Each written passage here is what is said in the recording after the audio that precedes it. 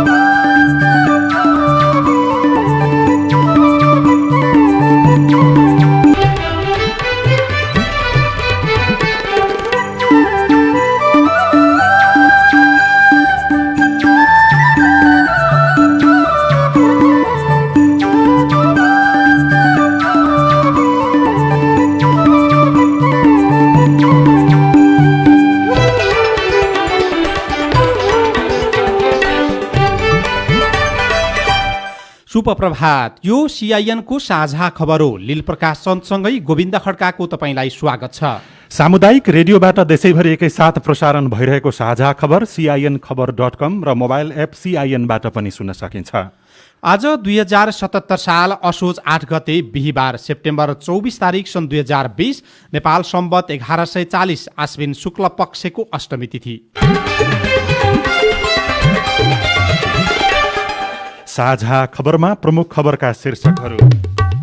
उत्तरी नाकाबाट लामो समयपछि सामान भित्रिन थाल्यो। चीनसँग सीमा विवाद नरहेको सरकारको दाबी। हुम्लामा 58 वर्षपछि भेटियो 11 नम्बर सीमा स्तम्भ।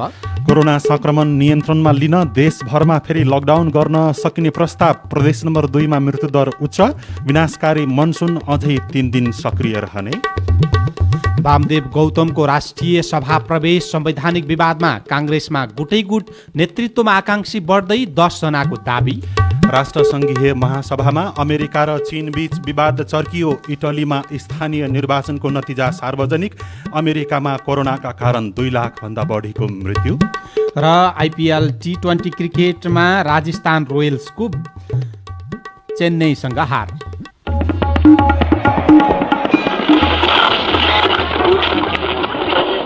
सयौं रेडियो, हजारौं रेडियो कर्मी र करोडौं नेपालीको माझमा यो हो सामुदायिक सूचना नेटवर्क CIN। साझा खबरमा सबभन्दा पहिले देशमा फेरि कोरोना नियन्त्रणका लागि लकडाउन गर्न सकिने प्रस्तावको प्रसङ्ग। कोरोना भाइरस कोभिड-19 का सक्रिय संक्रमितको संख्या 25,000 नागेको अवस्थामा पुनः लकडाउन हुने भएको छ। स्वास्थ्य तथा जनसङ्ख्या मन्त्रालयले देशमा 25,000 सक्रिय संक्रमित नागे पुनः बन्दाबन्दी गर्न सिफारिस गर्ने निर्णय गरेको हो। अहिले सक्रिय संक्रमितको संख्या 17,000 को हाराहारीमा मात्रै छ। मन्त्रालयका प्रवक्ता डाक्टर जागेश्वर गौतमले इन्सिडेन्ट कमान्ड सिस्टम ICS को बैठकले सक्रिय संक्रमित 25,000 नागेको अवस्थामा पुनः लकडाउन गर्न सकिने निर्णय गरेको हिजो जानकारी दिनुभयो। नेपालमा सक्रिय संक्रमितको संख्या हिजो 17,414 रहेको छ। प्रवक्ता गौतमले 25,000 भन्दा बढी सक्रिय संक्रमित रहेको खण्डमा नेपालको हालको स्वास्थ्य मन्त्रालयले संक्रमण नियन्त्रण गर्न समस्या हुन सक्ने भन्दै पुनः बन्दाबन्दी गर्ने निर्णय गरेको जानकारी दिनुभयो। संक्रमण दर बढिरहेको र जोखिम उच्च नै रहेकाले जनस्वास्थ्यका मापदण्ड पालना हुन नसक्ने खालका सबै सेवा र व्यवसाय कम्तीमा 1 महिना नखोल्न सिफारिस गर्ने तथा कुनै दिन 25,000 भन्दा बढी सक्रिय संक्रमित भएमा बन्दाबन्दी गर्न सिफारिस गर्ने। आजको दिनमा चाहिँ सक्रिय संक्रमितको संख्या 17,414 छ। 25,000 भन्दा बढी सक्रिय संक्रमित हुँदाखेरि हाम्रो इन्फ्रास्ट्रक्चर स्वास्थ्य सम्बन्धी निकायहरूले यो म्यानेज गर्न गाह्रो छ भनेर हामीले यो कुरा निर्णय गरेका छौं। यदि सक्रिय संक्रमितको संख्या 25,000 पुगेको खण्डमा लकडाउन गर्नुपर्ने सिफारिस पनि मन्त्रालयले सरकारलाई गरेको छ। अन्तर्राष्ट्रिय नाकामा हेल्थ डेस्क स्थापनाका लागि दरबन्दी पुनरावलोकन गर्ने पनि निर्णय भएको छ। यसैबीच नेपालमा पछिल्लो 24 घण्टाको अवधिमा पनि थप 1172 जनामा कोरोना संक्रमण पुष्टि भएको छ। स्वास्थ्य मन्त्रालयको नियमित जानकारी दिने क्रममा नयाँ संक्रमितसँगै नेपालमा कोरोना संक्रमितको संख्या 67,804 पुगेको मन्त्रालयका प्रवक्ताले जानकारी दिएका हुन्। काठमाडौँ उपत्यकामा 637 जनामा कोरोना भाइरस संक्रमण पुष्टि भएको छ। यो सँगै उपत्यकामा कोरोना संक्रमित हुनेको 18,500 नागेको छ संख्या। 24 घण्टामा कोरोना मुक्त भएर 1893 जना डिस्चार्ज भएका छन्। यो सँगै नेपालमा हालसम्म कोरोना मुक्त हुनेको संख्या 49,994 पुगेको छ। कोरोना भाइरस संक्रमणका कारण प्रदेश 2 मा सबभन्दा बढीको मृत्यु भएको देखिन्छ। हिजोसम्म मुलुकमा 436 जनाको कोरोना संक्रमणका कारण मृत्यु भएको छ, जसमध्ये 123 जना प्रदेश नम्बर 2 का छन्। यो संख्या कुल मृतकको 28.21% हो। मुलुकभर संक्रमित भएकाहरूको मृत्युदर 0.64% रहे पनि प्रदेश 2 मा 0.84% छ। पछिल्लो तथ्याङ्क अनुसार मृत्युदर प्रदेश 1 मा 0.75, बागमतीमा 0.7 छ, गण्डकीमा 0.6 छ, प्रदेश नम्बर 5 मा 0.63 र कर्णाली र सुदूरपश्चिममा 0.15 छ। प्रदेश 2 का अस्पतालहरूमा आइसियु, भेन्टिलेटर जस्ता आधारभूत स्वास्थ्य सुविधा, जनशक्ति र जनचेतनाको कमी, कुपोषण, अत्यन्त ढिलो गरी उपचारका लागि अस्पताल पुग्ने लगायतका कारणले कोरोनाबाट हुने मृत्युदर बढेको देखिएको विज्ञहरूले बताएका छन्। मानव विकास सूचकाङ्कमा प्रदेश नम्बर 2 धेरै तल छ। धनुषामा कोभिड-19 का संयोजक डाक्टर जामुन सिंहले दक्ष जनशक्तिको अभावका कारण पनि समस्या भइरहेको बताउनुभयो। कोरोना संक्रमणका कारण हिजो मात्रै 6 जनाको मृत्यु भएको छ। यसैबीच नोबेल कोरोना भाइरस संक्रमणमुक्त भएका व्यक्तिलाई लामो समयसम्म बिरामी बनाउन सक्ने एक अध्ययनले देखाएको छ। नेपाल स्वास्थ्य अनुसन्धान परिषदले गरेको अध्ययनमा निको भएका मध्ये 89.1% को अवस्था सामान्य अवस्थामा छन् भने 10.9% मा सामान्य स्वास्थ्य समस्या भएको पाइएको परिषदका सदस्य सचिव डाक्टर प्रदीप गेवालीले हिजो स्वास्थ्य तथा जनसङ्ख्या मन्त्रालयले गरेको नियमित पत्रकार सम्मेलनमा जानकारी दिनुभयो। 10.9% मा लक्षणहरू जस्तै रुगाखोकी लाग्ने, हाछिमा आउने, चिसो महसुस हुने, सामान्य कार्य गर्दा पनि कमजोर महसुस हुने र गन्ध र स्वाद पनि गुमाएको अनुभव गरेको पाइयो। कोभिड-19 को सामान्य लक्षण भएका बिरामीहरूको साथसाथै युवा तथा वयस्करमा पनि लामो समयसम्म बिरामी बनाउन सक्ने पाइएको छ। त्यस्तै गरी 35% भन्दा बढी बिरामीहरूमा निको भएको 2-3 हप्तासम्म पनि रुगाखोकी, थकान र सास फेर्न गाह्रो हुने जस्ता समस्याहरू देखिएको छ। यद्यपि 80% भन्दा बढीले घरयासी तथा आर्थिक आय आर्जनका काम गर्न थालेको पनि पाइएको छ। अध्ययनमा सहभागी मध्ये 84.3%ले सामाजिक भेदभाव भोग्नु परेको बताएका छन्। स्वास्थ्य तथा जनसङ्ख्या मन्त्रालयको निर्णय अनुसार परिषदले संक्रमणमुक्त भएका 18 वर्षभन्दा माथिका 552 जनामा संख्यात्मक र 25 जनामा गुणात्मक अध्ययन गरेको थियो।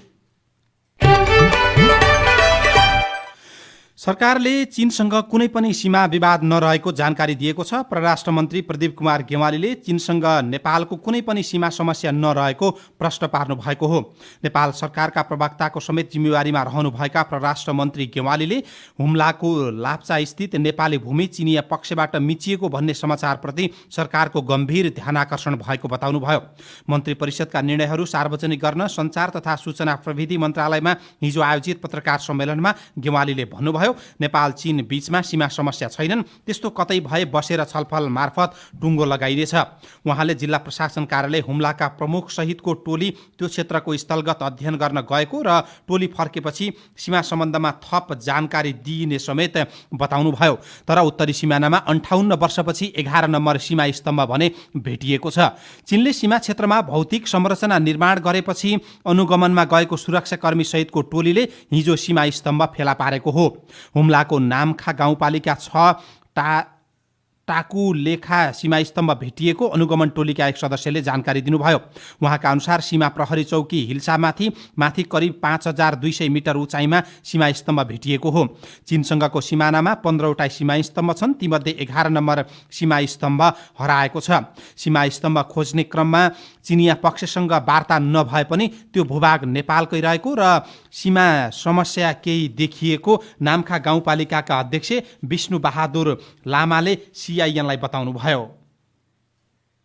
यहाँ चाहिँ तपाईँ हामी छलफल गर्न मिल्दैन, कुरा गर्न मिल्दैन हाम्रो क्षेत्रमा। अमेरिकी राष्ट्रपति डोनाल्ड ट्रम्पले कोरोना भाइरस कोभिड-19 फैलिनुमा चीन जिम्मेवार रहेको बताएपछि राष्ट्रसङ्घीय महासभामा दुई देशबीचको तनाव थप चर्केको छ।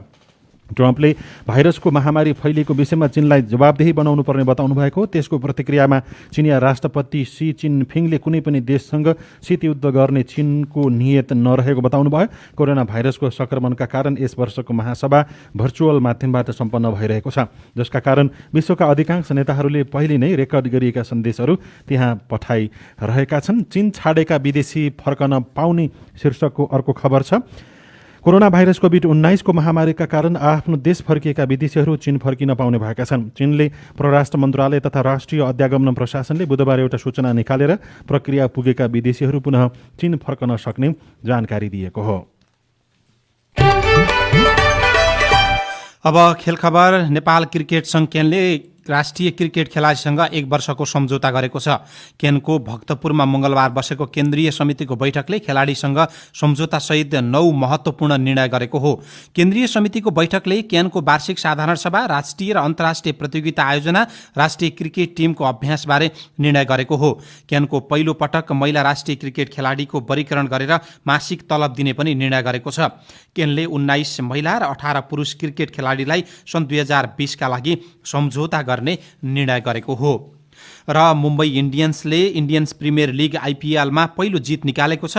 डिफेन्डिङ च्याम्पियन्स मुम्बईले हिजो अबुधाबीको शेख जायद रङ्गशालामा कोलकाताबाट नाइट राइडर्सलाई 49 रनले पराजित गरेको हो। टस हारेपछि ब्याटिङमा निम्तो पाएको मुम्बईले निर्धारित 20 ओभरमा 5 विकेट गुमाई 195 रन बनाएको थियो। सार्वजनिक यातायात खुल्यो, व्यवस्थापन कसरी हुँदैछ? कुराकानी, अरू खबर र कार्टुन पनि बाँकी नै छन्। CIN को साझा खबर सुन्दै गर्नुहोला। कोभिड-19 लगायत विभिन्न विपदको अवस्थामा मनमा चिन्ता लाग्ने, उदास हुने, डर लाग्ने, झर्को लाग्ने, निन्द्रामा समस्या तथा खाना खान मन नलाग्ने जस्ता समस्याहरू देखिन सक्छ।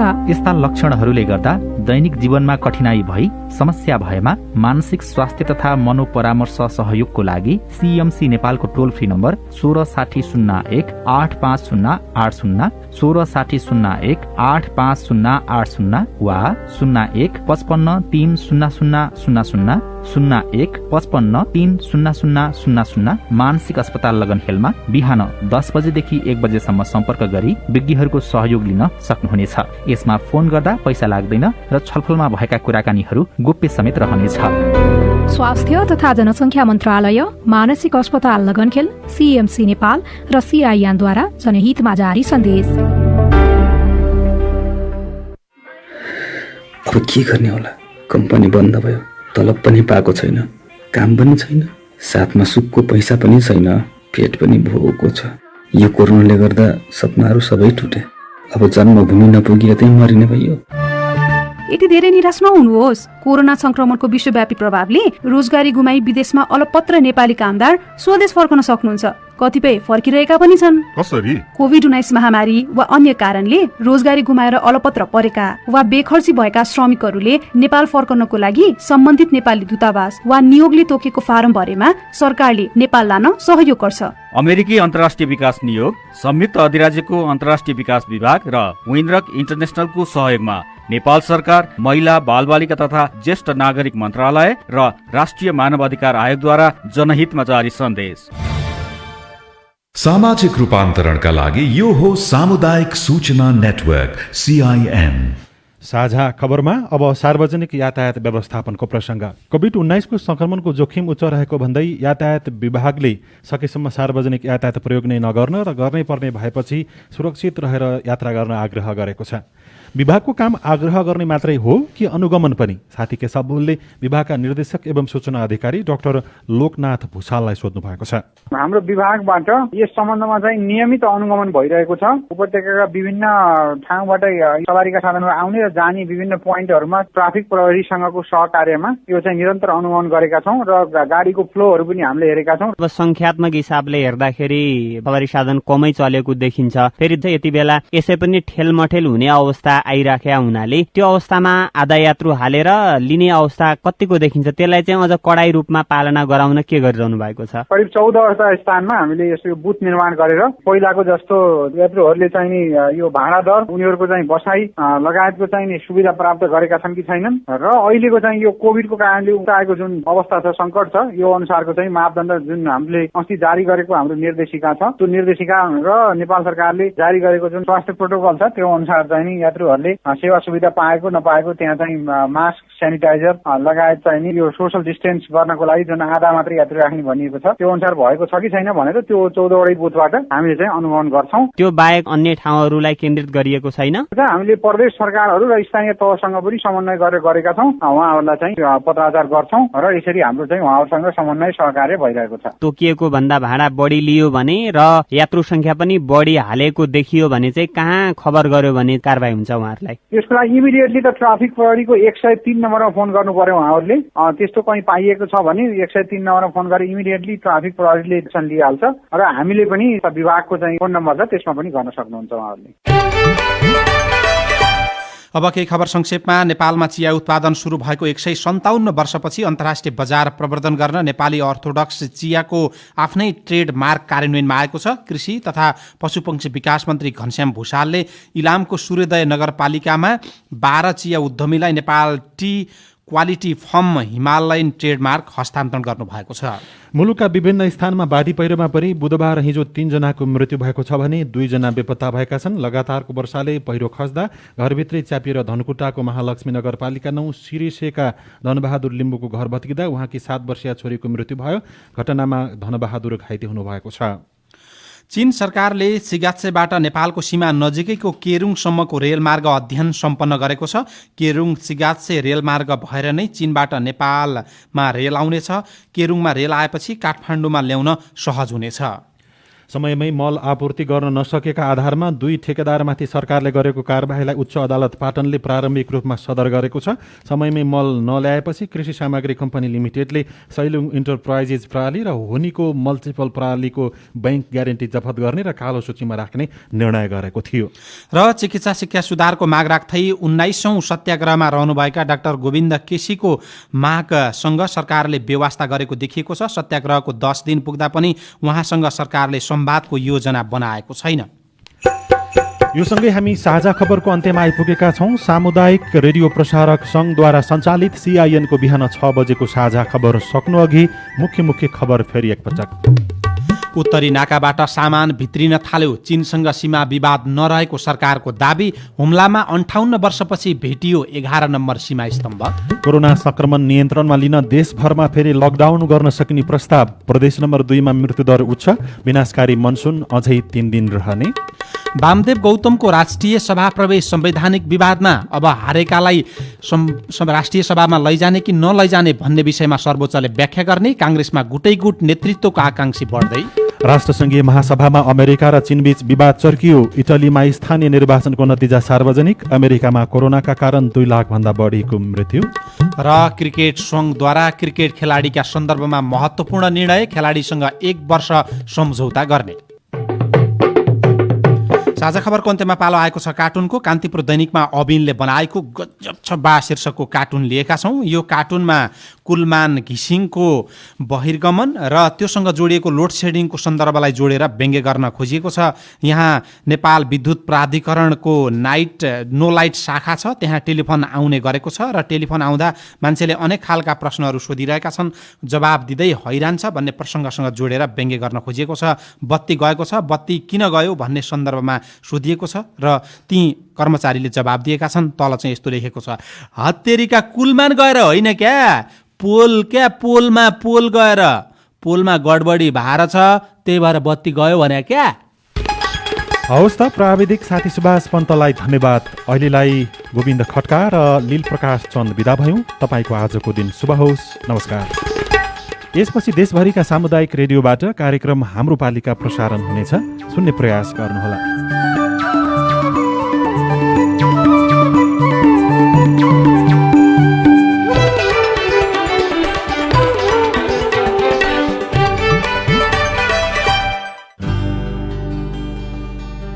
शान्ति हाम्रो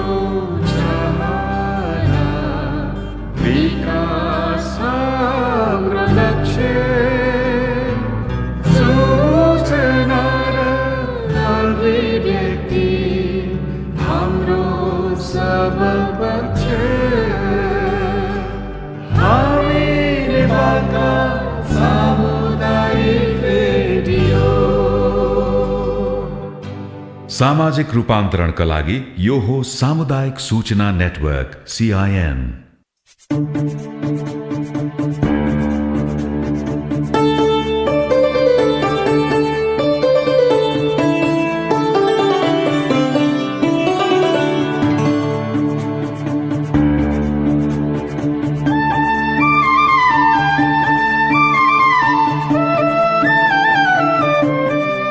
समावेशी स्थानीय सरकार दिगो विकासको हकदार, हाम्रो पालिका राम्रो पालिका।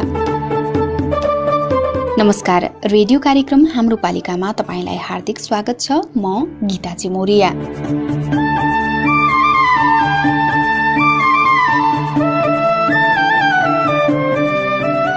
मुलुक संघीय संरचनामा गएपछि घर दैलोमा स्थानीय सरकार छन्। शासन, सेवा र विकासका लागि सरकारहरूले गाउँमै योजना बनाइरहेका छन्।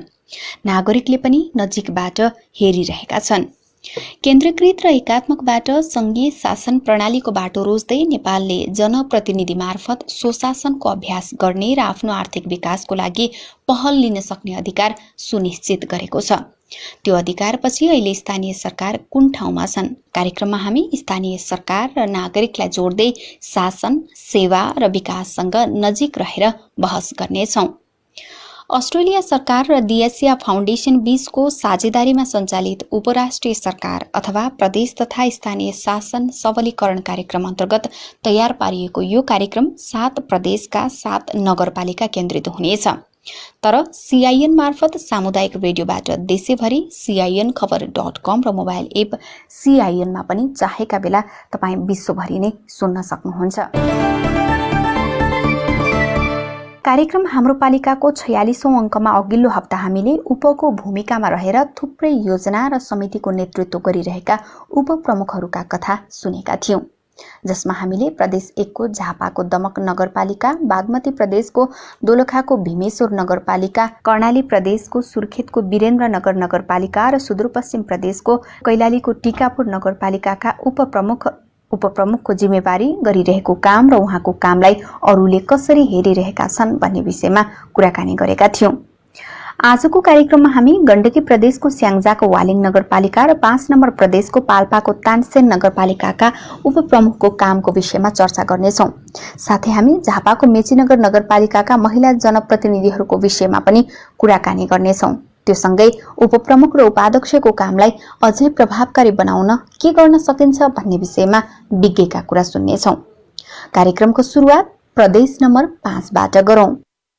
उपाध्यक्ष र उपप्रमुख भन्नासाथ भूमिकाका हिसाबले धेरैले दोस्रो तहको ठान्छन्, तर स्थानीय तहका उपाध्यक्ष र उपप्रमुखले भने धेरै हदसम्म कार्यकारी अधिकार प्रयोग गर्न पाउने व्यवस्था छ, प्रयोग गरिरहेका छन्। आफूसँग भएको अधिकार प्रयोग गरेर स्थानीय तहमा उपप्रमुखले धेरै हदसम्म नतिजामुखी परिणाम देखाएका छन्। तिनै मध्येका एकजना हुनुहुन्छ पाल्पाको तानसेन नगरपालिकाका उपप्रमुख लक्ष्मी देवी पाठक। प्रदेश 5 मा 109 स्थानीय तह छन्, त्यसमध्ये सबैमा उपप्रमुख महिला छन्। राज्यको हरेक संयन्त्रलाई जनमुखी बनाई जनताको आवश्यकता अनुसार सेवा प्रवाह गर्न उपप्रमुखको भूमिका महत्वपूर्ण रहेको छ। त्यही भूमिकालाई हरेक दिन निभाइरहनु भएको छ तानसेन नगरपालिकाका उपप्रमुख लक्ष्मी देवी पाठक। हरेक दिन 10 बजे अफिस उपस्थित भएर नागरिकका जुनसुकै काममा खटिने पाठक राजनीतिक क्षेत्रमा आउनु अघि सामाजिक क्षेत्रमा हुनुहुन्थ्यो। सामाजिक सेवा, महिलाका सवाल उहाँको हरेक दिनको जिम्मेवारी जस्तै बन्थ्यो। नागरिकसँग भिजिरहेकाले चुनावमा त्यति समस्या झेल्नु नपरेको पाठकको बुझाइ छ। सामाजिक सेवातिर काम नगरिकन तुरुन्तै चुनावमा मात्रै आएको भए मलाई केही कठिनाइहरू पनि हुन्थ्यो होला। सामाजिक क्षेत्रमा सबै क्षेत्रमा काम गरिरहेको कारणले गर्दाखेरि मलाई चाहिँ चुनावमा त्यति समस्या मैले झेल्न परेन। समुदायले नै मलाई पत्याउनु भयो र मलाई भोट दिनुभयो। मैले उहाँहरूप्रति आभार प्रकट गर्न चाहन्छु। तानसेन नगरपालिकाको उपप्रमुखमा निर्वाचित भइसकेपछि पाठकले विभिन्न 11वटा उपसमितिको संयोजकको भूमिका निर्वाह गरिरहनु भएको छ। स्थानीय सरकार सञ्चालन ऐन 2074 ले फेरि विभिन्न समितिको संयोजक बनाइदियो, जसरी राजस्व परामर्श समितिको संयोजक बनाइयो, बजेट विनियोजन समितिको संयोजक बनायो, अनुगमन समितिको संयोजक बनायो, उपभोक्ता हित संरक्षण समितिको संयोजक बनायो, अनि अपाङ्ग परिचय पत्र वितरण समितिको संयोजक बनायो। यस्तै लगातार धेरै समितिको म अहिले 11 समितिको संयोजक को जिम्मेवारी मैले पाएको छु। भन्दा उप भन्ने तापनि कामको जिम्मेवारी चाहिँ उपलाई एक दिन पनि र एकछिन पनि खाली समय छैन, हामी हिँडिरहेको पर्छ। उपप्रमुखलाई धेरै जिम्मेवारी भए पनि पाएका जिम्मेवारी राम्रोसँग निर्वाह गरेको तान्सा नगरपालिका वडा नम्बर 9 की विनिता लुइटेलको भनाइ छ। न्यायिक समिति संयोजकको भूमिकामा पनि रहेर उहाँले धेरै कामहरू गर्नुभएको छ। 14 वडाका मुद्दाहरू हामी न्यायिक समितिमा उहाँले हेर्नुहुन्छ, एकदम निष्पक्षता हिसाबले उहाँले हेर्नु भएको छ। र अर्को कुरा अनुगमन समितिको पनि उहाँ उपप्रमुख संयोजक भएको कारणले अत्यन्तै राम्रोसँग अनुगमन गर्दै। महिला भएकै कारणले घरका विभिन्न काम सहित सामाजिक जिम्मेवारी पनि हुन्छ, तर कुनै दिन पनि घरायसी कामले गर्दा भ्याउन्न भनेर भन्नुभएको छैन। पुनः उपप्रमुख पाठक खाना पकाउने, भाँडा मान्ने, कपडा धुनेदेखि आफै गर्नुपर्छ, तर म महिला हो, मैले भ्याउँदिनँ भनेर मैले कुनै दिन पनि भन्न चाहदिनँ, किनकि मलाई मेरो अधिकारले दिएको, कर्तव्यले दिएको कुरा हो। मैले यो सबै मेरो जिम्मेवारी पुरा गर्नुपर्छ भनेर मैले आफूले निर्धक्क भएर म काम गर्न इच्छुक छु। त्यसले गर्दा म निरन्तर लागिरहेको छु। उपप्रमुख पाठकलाई नगरपालिकाको कृषि समिति संयोजकको पनि जिम्मेवारी छ। हरेक किसानले सकेसम्म बेच्न पुग्ने गरी नभए कमसेकम आफ्नो घरलाई पुग्ने गरी उत्पादन गर्ने कार्यक्रम नगरपालिकाले ल्याएको पाठक बताउनुहुन्छ। हामीले उत्पादन गर्न छोड्दै गएका छौँ र हामीले चाहिँ निर्यात गर्ने कुरो त हामी आयात गरेर खाने बानी बसालेका छौँ। त्यसले गर्दाखेरि अब यसरी हुँदैन। हामी कृषिलाई हामी